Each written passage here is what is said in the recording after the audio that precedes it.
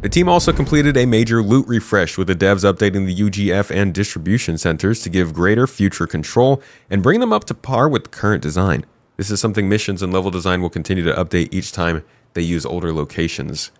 Good to hear, good to hear, good to hear. I do love going and looking for loot, but I find myself not going back to older locations because the new loot doesn't show up there, and eventually I'm like, I have so much of the old loot that I'm not that interested in going through those locations again. So good to hear that those locations are starting to get more updates. Although I'm so confused as to what the heck they're doing with UGFs. I'm so freaking confused because UGFs that we have are not what they're supposed to be.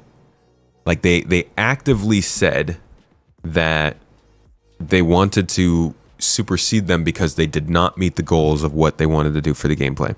Now, I understand that they still don't have the gameplay they want to put into underground facilities, but they keep these bunkers. We call them bunkers, right? But they're called underground facilities. They keep them around for us to use. And then now they're also starting to introduce their successors, which were the actual underground facilities. That's the kind of thing that we're seeing from ASD. So I'm very curious as to if they're just going to be like, yeah, this is just a small underground facility and keep those bunkers around and keep using them, if they're going to replace them, how that's going to work, because I would love to have more reasons to go to them. But right now it's literally just go here to kill 10 NPCs and then fly away. Maybe we get a little more juice in there, huh? Continuing on, the devs also added several more locations, including the space-based ship graveyard, which was updated to support the ship ambush archetype.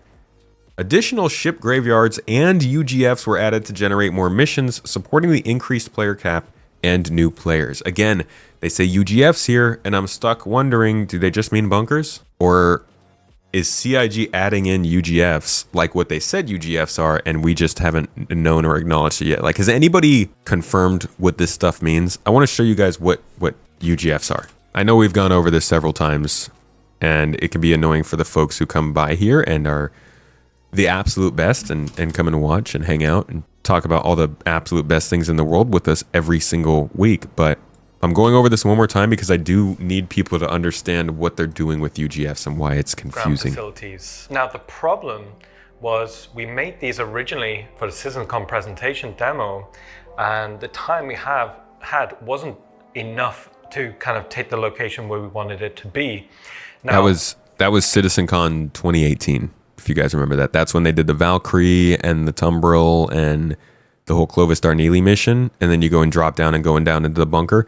That's why they made this, for that demo. And then they were like, hey, we still got them, let's use them. It fits the current purpose. It's fairly small in scale. It gives a multi-room layout opportunity for FPS combat, but we always knew we wanted it to be able to scale, small, medium, large, to accommodate maybe 60 minutes of gameplay time per location. Okay, so I think that's probably the most important thing, is like they just want it to be an hour of gameplay. Small, medium, large, to accommodate maybe 60 minutes of gameplay time per location. So now, if you go back to one of the follow-ups that they did on this, I'm sure many of you will remember this too, because this was actually a kind of controversial episode of Inside Star Citizen. If I can there we go. So in this episode, he kind of shows us a little bit more of the work going into these underground facilities. This was one of those times when they showed us concept art and then quickly showed us work they were actually doing quickly. And I was like, oh, that's cool.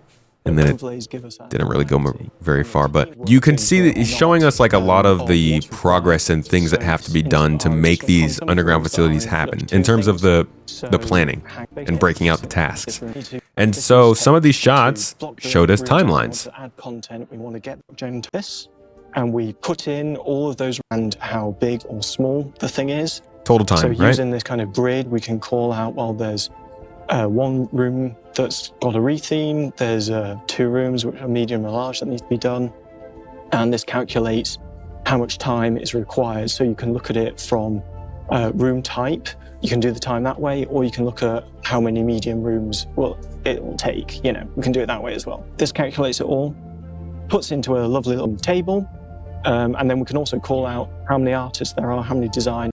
So yeah, we all looked at these numbers and did the math and stuff, and it didn't really matter because it's not a science, but it was, I'm sure that is hitting a memory in a lot of your heads. Anyways, this was the introduction to the new So you can UGFs, have all the numbers in the world, but which you'll still- obviously they then took and split into two different initiatives, one of which is called UGFs and continues to be.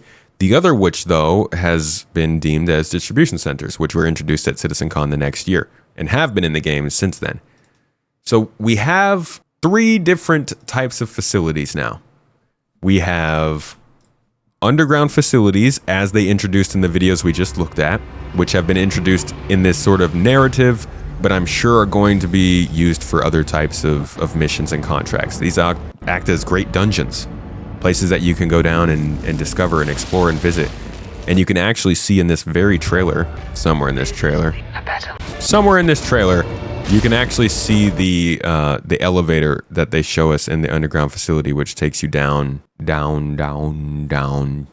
If you've done the Hyperion mission, then you know what I'm talking about. That's for 4.3. This one. So these are the underground facilities. This diagonal elevator is right here. This is back when they were showing us this whole schedule and all this stuff. This is the same year.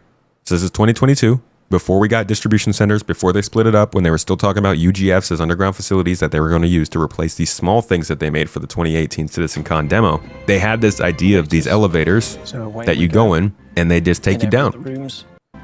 diagonally to this lower section, which is exactly how the Hyperion mission plays out. So they're using these. We've got the UGFs. We've got the old UGFs, which are the bunkers. And then we've also now got distribution centers. And I really hope that CIG can give us a bit of an update on how they want to utilize these differently, or like, I don't know, make it a little more clear. I like that they're introducing more loot and they're updating enemies and it seems going back and trying to use them for contracts, but I would love a little bit more, I don't know, connectivity. Maybe make a little more sense with how you're using these facilities. Either way, there's your UGF talk. Love talking about UGFs.